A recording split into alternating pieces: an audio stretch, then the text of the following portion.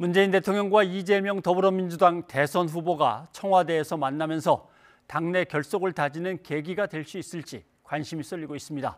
또 국민의힘에선 대선 후보 선출을 위한 여론조사 문항을 확정했습니다. 경선에 어떤 영향이 있을지 정치권 상황을 김성환 시사평론가와 살펴보도록 하겠습니다. 어서 오십시오. 네, 안녕하세요. 예. 자, 문재인 대통령과 이재명 민주당 대선 후보의 만남, 그 회동 장면을 먼저 좀 보고 얘기를 나눠보죠. 예. 우선 당내 경선에서 민주당 대선 후보로 선출되신 것을 축하드립니다. 네, 감사합니다. 그리고 또 이렇게 경쟁을 치르고 나면 또 경쟁 때문에 생긴 상처를 또 서로 좀 아우르고 다시 하나가 되는 게 중요한데, 그렇습니다. 그런 면에서 1월 날 이낙연 전 대표님하고 해도 아주 좋았다고 생각합니다. 대선 과정에서 정책을 많이 좀 더 개발하고 또 정책을 통한 선의 경쟁을 펼쳐 주십사라고 하는 것은 우리 이재명 후보께도 부탁드리는 말씀이고, 또 다른 후보들께도 또 똑같은 당부를 드리고 싶습니다. 대통령님께서 지금까지 우리 민주당의 핵심 가치라고 하는 민생, 또 개혁, 평화의 가치를 정말 잘 수행해 오신 것 같습니다. 문재인 정부 성공하는데, 사실 저는 이제 경기도지사로 우리 문재인 정부 일원 아닙니까? 어쨌든 저도 지금까지도 최선을 다했지만 앞으로도 우리 문재인 정부 성공, 역사적인 정부로 남도록 저도 최선을 다하도록 하겠습니다. 네, 16일 만에 만났습니다. 네. 기록을 보니까 여당 대선 후보가 당선되고서 대통령을 만난 게 뭐 이틀짜리도 있고 13일짜리도 있고 그렇던데 16일 조금 늦게 만나긴 했습니다만 50분간 만났던데 무슨 얘기가 오고 갔을까요? 글쎄요, 그거는 정치인만 알 수 있는 문제가 아닐까 싶은데요. 저는 어떤 대화가 오고 갔다기보다는 그 장면이 더 중요했다고 생각해요. 장면. 100마디 말보다 사진 한 장이 오히려 더 강렬한 인상을 줄 수 있거든요. 네. 그러니까 이재명 후보의 입장에서는 정치 앨범에 문재인 대통령과 함께 만나는 장면 한 장을 넣어놓을 필요가 있었을 거예요. 왜냐하면 문재인 대통령 지지율이 임기 말임에도 불구하고 40% 가까이까지 나오는 상황이지 않습니까? 근데 지금 이재명 후보의 지지율은 30% 정도밖에 되지 않아요. 네. 결국 10%를 어떻게 흡수할 것이냐. 그 흡수를 해야 온전히 원팀이 될 수 있거든요. 그러니까 이낙연 전 대표를 만난 것도 그렇고 문재인 대통령과 회동을 한 것도 그렇고 역시 원팀이 돼가기 위해서는 문재인 대통령 지지율을 온전하게 흡수할 필요가 있었다. 네. 그런 면에서 문 대통령과 만나는 장면을 앨범에 사진 찍어가지고 같이 갖고 있어야 나중에 대통령까지 가는 길을 만들 수 있을 거다 이렇게 생각을 합니다. 역시 문재인 대통령을 지지하는 그 지지층 자체가 민주당 지지층의 핵심이기 때문에 그렇죠. 저렇게 둘이 만나는 사진을 보면 말씀하신 대로 이제 내홍이나 분열의 이제 어떤 가능성은 이제 확 줄어들 가능성이 그럴 수 그럼요. 있겠네요. 그래서 오늘 이제 만나는 장면에서도 앞서서 잠깐 얘기 나왔지만 저도 문재인 정부의 일원이다. 문재인 정부 성공을 위해서 끝까지 최선을 다하겠다 이렇게 얘기를 했고요. 흥미로운 게 2017년 대선 때 그때 경쟁자였잖아요, 두 사람이. 그렇죠. 마음에 많이 남아 있었던 부분이 있었다. 참 모질게 해서 미안하다 이렇게 얘기를 했고요. 뭐 그런 걸 신경 쓰십니까라고 할 줄 알았는데 1등 해보니까 알겠죠라고. 알겠죠, 제 심정 알겠죠 이렇게 또 대답을 하게 됐다고. 뒤끝이 조금 있었던 것 같아요. 네. 네. 그런데 국민의힘 입장에서는 반대죠. 저건 정말 대선에 영향을 미칠 수밖에 없는 거기 때문에 뒷거래하는 거냐, 문재인 대통령이 병풍 쳐주는 거냐 등등등 많은 얘기가 잘못된 만남이라는 지적이 계속 나왔습니다. 좀 지나쳐요. 왜냐하면 그래요? 국민의힘도 그랬거든요. 이건 일종의 이제 관례 같은 거예요. 그러니까 집권 여당의 대선 후보가 만들어지면 그 다음에 현직 대통령하고 만나는 건 그건 지금 국민의힘 전신인 정당들에서도 똑같이 했던 거거든요. 근데 왜 이렇게까지 과하게 반응하는가? 그리고 청와대도 아마 그걸 의식했기 때문에 야당의 대선 후보도 선출이 되면 문 대통령하고 만날 수 있도록 하겠다 이렇게까지 얘기하고 있는 거 아닙니까? 근데 야당 입장에서는 나름의 목적이 저는 있었을 것 같아요. 물론 여러 가지 의심하는 생각들은 있을 수 있겠지만 이철희 정무수석이 그래서 그 부분에 대해서 얘기한 거 아닙니까? 대장동의 대자도 나오지 않았다. 검찰 수사 이런 말도 나오지 않았다. 이렇게 얘기를 하고 있는 건데요. 야권 입장에서는 어찌 됐든 간에 대장동 문제 그리고 또 특검이라고 하는 거를 끝까지 대선 그 끝날 때까지 가지고 갈 이슈라고 바라보는 거죠. 예. 근데 현직 대통령하고 지금 민주당의 후보하고 만났을 때 더군다나 민주당 후보가 대장동 의혹에 휩싸였다고 하면 대통령으로서 뭔가 지금 현직 그 이제 민주당 후보를 뭐 봐주게 하려고 하는 거 아니냐 뭐 이런 의혹을 제기한다면 나중에 가서 검찰 수사 결과가 나온다 하더라도 예. 그게 미진한 부분을 가지고 특검을 주장하기가 좀 쉽지 않겠나 이런 생각을 하고 있는 것 같습니다. 대통령이 못을 박아서 일요일 날 이낙연 전 대표하고 만나는 거 아주 좋았습니다. 딱 이렇게 해버리니까 이거는 뭔가 민주당에 힘이 확 실리는 그런 느낌인데 국민의힘으로서는 어쩌면 민주당도 국민의힘의 반발이나 국민 일부의 반발을 생각하지만 워낙 이득이 크니까 그냥 뭐 하는 수밖에 없겠죠. 뭐. 네. 그리고 이제 이낙연 전 대표를 언급한 부분은 좀 의미심장한 것 같아요. 문 대통령 입장에선 이낙연 전 대표와 어떤 방식으로든 화해하고 예. 원팀이 돼가는 모습을 보이지 않을 경우에 대통령이 만나는 것을 상당히 부담스러워했던 것 같아요. 그러니까 일종의 절차적인 측면에서 이낙연 전 대표와 이재명 후보가 만나기를 바랐던 것 같고요. 예. 만나자마자 문 대통령을 지금 만난 상황이잖아요. 근데 이재명 후보 입장에서 보면요. 일종의 공인 절차예요. 예. 우리 뭐든지 다 그렇지만 이겼다 하더라도 곧바로 이긴 건 아니잖아요. 그래도 메달을 목에 걸어주는 사람이 있어야 되잖아요. 그러니까 지금 광주를 방문하고 봉화마을 찾았고 그다음에 이낙연 전 대표 만나고 문재인 대통령 만났고 예. 일종의 공인 절차를 받게 되는 거예요.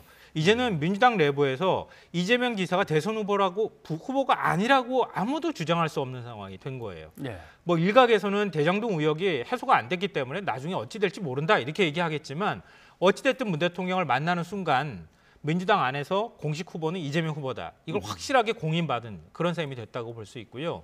이재명 후보 입장에서는 이제는 그 미래를 얘기해야 될 때가 된 겁니다. 이재명의 시간이 이제 온 거예요. 예. 그러니까 이재명 그 후보의 입장에서는 앞으로 미래 비전에 대해서 얘기해야 될 거고 그동안에 뭔가 좀 믿지 못하는 불신의 분위기를 좀 신뢰할 수 있는 분위기로 바꿔가야 할 그런 상황이 됐다고 보입니다. 자, 야당 얘기를 한번 좀 넘어가 보죠. 최근 여론조사 몇 개를 보면은 확실히 윤석열 후보의 지지율이 좀 내려가는 것 같고 홍준표 후보는 역전도 하면서 확실하게 또 우세를 갖다가 점하려고 지금 뭔가 기세를 높이고 있는 것은 분명합니다. 아무래도 뭐 그동안의 어떤 실언이라든가 여러 가지 해프닝에 영향이 있겠죠. 그건 뭐 너무 당연하다고 생각되고요. 뭐 특히 이제 전두환 옹호 발언 나오고 난 다음에 여론이 굉장히 좋지 않았고요.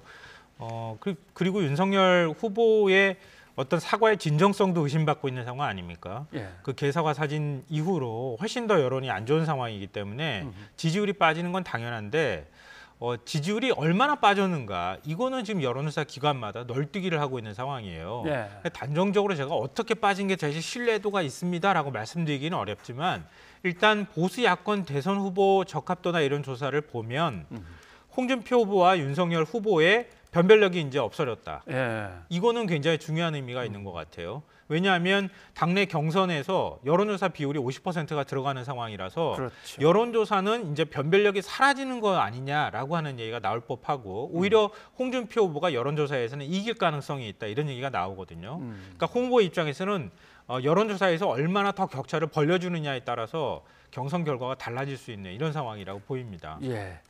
자, 윤석열 후보 캠프 쪽에서는 뭐 날 잡아서 아마 다음 달이면 광주를 한 번은 가겠다라고 하는 건데 광주에서는 또 뭐 그래갖고 면죄부를 삼으려고 하는 거 아니냐, 면피하려고 하는 거 아니냐 또 이런 여론이 있고 해서 가면 될지 갈 수는 있을지 어떻습니까? 뭐 아니요, 가면 지금 가야죠. 가면 지금 가야 돼요? 그렇죠. 근데 지금 안 가잖아요. 다음 달 가겠다고 하는데 다음 달 5일이 국민의힘 대선 후보 결정일입니다. 그러게요. 그러니까 5일 전에 가겠다는 뜻인지 후에 가겠다는 뜻인지도 명확하지 않아요. 근데 5일 이후에 가겠다고 하는 얘기는 만약에 경선에서 떨어지고 난 다음에 결국 당내 후보가 되지 못하고 가겠다는 뜻인지 후보가 된 다음에 가겠다는 뜻인지도 명확하지 않아요. 예. 그러니까 윤 전 총장 측 얘기를 들어보면 제가 대선 후보가 돼서 그 다음에 가겠습니다. 이렇게 우리가 상식적으로 추론해 볼 수 있을 것 같거든요. 근데 그렇게 가가지고 금방 그 호남에 상처받은 분들이 그 상처가 치유될 수 있을 것이냐. 저는 그렇게 빨리 치유될 것 같아 보이지는 않아요.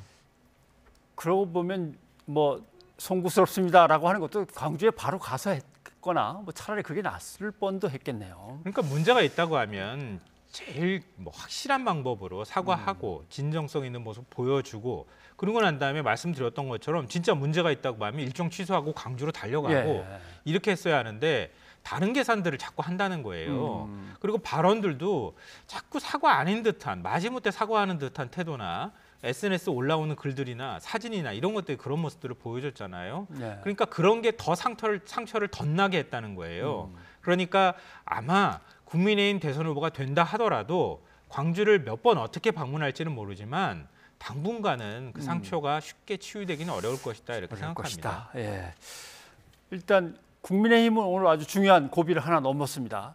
자, 여론조사를 하는데 문항을 어떻게 할 거냐. 이게 그러니까 저쪽에 민주당의 이재명 후보하고 우리 후보 중에 누가 제일 경쟁력 있게 한판 벌이겠습니까? 이렇게 물으면 이제 간단한데 그것보다는 누구하고 누구, 누구하고 누구, 누구하고 이렇게 4번을 나눠 묻는 게 좋겠다라고 하는 입장도 있었는데 결국 한 번 묻는 걸로 바뀐 거죠. 근데 짜장면도 아니고 짬뽕도 아니고 짬짜면을 만들어 놓은 거 아닌가 그런 생각을 하게 되거든요. 가상 대결하고 그다음에 사지선다 둘 중에 하나 선택하자고 얘기를 했더니 가상과 사지를 묶었나요? 적당히 이렇게 버무려 놨어요. 그러니까 예를 들면 이런 겁니다. 제가 말씀드리면 이건 뭐 이게 명확한 문항이라고 말씀드리긴 어렵지만 두 개를 섞으려면 이렇게 섞어야 돼요. 그러니까 이재명과 누구, 이재명과 누구, 이재명과 누구 네 후보가 대결합니다. 그 네 후보 가운데 가장 경쟁력 있는 후보는 누구라고 생각합니까? 그리고 1번 누구, 2번 누구, 3번 누구, 4번 누구 이렇게 1, 2, 3, 4 중에서 하나를 고르도록 이렇게 돼 있는 건데요. 제가 오늘 여론조사 전문가한테 이게 너무 신기한 질문이라 가지고 이렇게 보통 길게 안 만들고 이렇게 복잡하게 안 만들거든요. 이런 여론조사 질문 문항 그동안에 후보 단일화나 뭐 대선 과정에서 본 적이 있느냐 이렇게 얘기했더니 한 번도 본 적이 없다는 거예요. 그러면 국민의힘 대선 후보로 누가 제일 경쟁력 있습니까? 이렇게 뭐 그렇게 물어보든가, 그렇게 아주 심플하게 물어볼 텐데, 그러니까 이거는 고육지책이기도 할 것 같아요. 그러니까 홍준표, 유승민 후보 쪽에서 계속 사지선다를 고집해 왔거든요. 근데 거의 배수진처럼 쳤단 말이에요. 그런 상황에서 만약에 여기에 대한 합의가 이루어지지 않고 그 사지선다라는 거를 형식적으로나마 수용하지 않았을 경우에는 나중에 가서 진짜 경선 승복을 안 하는 그런 문제까지 가는 거 아닌가 이런 우려를 했을 것 같고요. 윤 전 총장 입장에서 바라볼 때 그럼 이렇게 왜 짬짜면처럼 만들어 놓은 걸 받아들였는가 이렇게 보면 일반적으로 여론조사 질문 문항을 이렇게 복잡하게 만들어 놓으면 생각이 너무 복잡해져요. 대답하기가 쉽지 않습니다. 그러면 보통 일반인들은 귀찮아지는 그렇죠. 거죠? 안 하거나 확실한 지지층만 끝까지 들어가지고 그걸 응답할 가능성이 있다는 핵심 거예요. 지지층을 중심으로 한 당의 지지층. 그러니까 역선택을 하려고 해도 역선택 자체가 저한테 전화 여론조사 그 전화가 온다고 하는 보장도 없는 거잖아요. 준비를 했다가 자 이런 문항이 들어오면 나한테 이렇게 답변해야지 하기가 쉽지 않다는 거예요. 그러니까 자연스럽게 역선택을 좀 걸러내는 효과도 나타날 수 있겠다. 그런 부분들을 아마 생각한 것으로 보입니다. 자, 국민의힘은 다음 달 5일 이제 대선 후보를 치르게 되고 이제 선거와 관련해서 이제 여론조사 관련해서는 뭐 1일부터 당원들은 투표를 또 해야 될 거고 국민 여론조사는 그 다음이고 그렇겠습니다만 어떻습니까? 윤석열 후보 측에 국민의힘 국회의원들이 많이 몰려 있는 걸로 봐서는 당의 조직력은 윤석열 후보 쪽으로 오히려 간 것 같기도 하고 홍 후보 쪽에는 국회의원이 몇 명 안 왔어요. 그러니까 일반 여론조사 쪽에서는 더 힘을 얻으려고 하는 것 같고 자 어떻게 역전이 일어날 건가 맨 처음 결과와 비교한다면 그러니까 윤석열 캠프에서 여론조사 문항 이걸 받은 이유 중에 하나가 그걸 거라고 저는 생각하는데요. 여론조사에서 설사 지는 한이 있더라도 그 격차는 크지 않을 것이다. 결국 당원 50%에서 당락이 결정될 것이다. 이렇게 생각했을 가능성이 굉장히 높고요. 이건 제 말이 아니라 오늘 어떤 모 캠프에 있는 인사를 만났을 때도 윤석열 후보가 당내에서 지지세가 그래도 50% 가까이 나올 가능성도 있다. 이런 얘기를 전해요. 이건 무슨 얘기냐면은 기존에 아주 전통적인 당원들이 50% 있잖아요. 그리고 새로 그 가입했다고 하는 당원이 한 절반 정도, 50% 정도 되는데요. 그 새로 가입했다고 하는 당원 가운데 윤석열 후보를 지지해서 들어온 당원도 적지 않다는 거죠. 그런데다가 2040 세대가 들어가 있는 게 한 40% 조금 넘는다고 하잖아요. 근데 그 지지세는 홍준표 후보 쪽에 조금 더 가깝다고 합니다. 근데 이게 나누면 어떻게 되냐면은 이렇게 크게 두 조각이 있는데 2040이 40% 차지한다고 하면 홍준표 후보가 강세가 정말 예상되는 거는 4분의 1 조각밖에 안 되는 거예요. 그러니까 나머지 윤석열 후보가 당원 조사에서 격차를 확실하게 한번 벌려주면은 벌릴 수 있겠다. 충분히 우리가 이길 수 있겠다. 더군다나 현역 의원들이 많이 들어와 있거든요. 당원 리스트를 확보할 가능성이 매우 높습니다. 그래서 그 당원들을 설득해서 윤석열 후보 쪽으로 끌고 들어올 가능성이 있다고 보기 때문에 여론조사를 저렇게 짬짜면으로 만들어놔도 받겠다. 나중에 가서 승복 못하는 부작용이 나오는 것보다 차라리 받아주는 모양을 취하고 나중에 가서 꼼짝도 못하게 만들겠다. 이런 전략이 저는 포함되어 있는 측면이 있다고 봅니다. 자, 5일입니다. 점점점 이제 열기가 뜨거워지면서 마지막으로 가고 있는데 결과는 또 그때 가서 살펴보기로 하죠. 예, 수고하셨습니다. 고맙습니다.